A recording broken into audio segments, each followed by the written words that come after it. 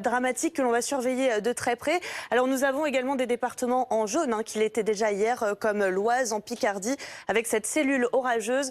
On a 13 départements actuellement en orange et je vous le rappelle, il faut rester également vigilant, même pour les départements en jaune. Alors ça va se poursuivre cet épisode jusqu'à la fin de semaine en raison de cette dépression qui continue de circuler sur notre pays, avec encore cette nuit des orages, de bonnes précipitations qui ont concerné le sud-ouest de la France jusqu'au Massif central.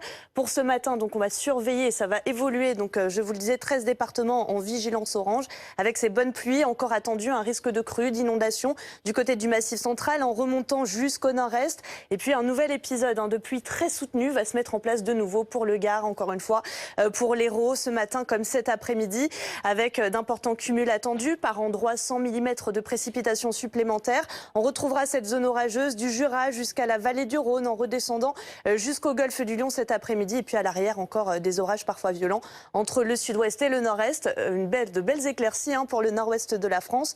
Ou encore du côté de la Côte d'Azur, où on retrouve ce matin 22 degrés entre Nice et Marseille, 19 pour Paris. Et dans le courant de l'après-midi, des températures qui resteront encore élevées par endroits.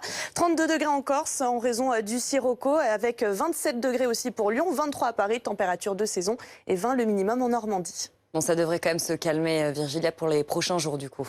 Et oui, pour vendredi notamment, puisque la situation va rester sous surveillance pour ce soir, la nuit prochaine également, avec ces précipitations toujours soutenues pour le Gard, pour l'Hérault.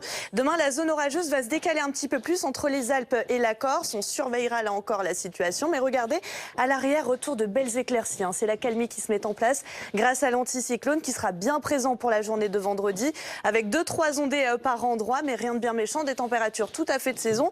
Pour le week-end, on retrouvera quelques ondées avec ces précipitations, mais qui ne devraient pas être soutenues et qui ne seront d'ailleurs pas présentes du tout autour de la Méditerranée. Et c'est tant mieux, avec un grand soleil que l'on devrait conserver pour la journée de dimanche, avec un petit peu d'instabilité, mais pas d'orage en vue pour le week-end, et c'est tant mieux.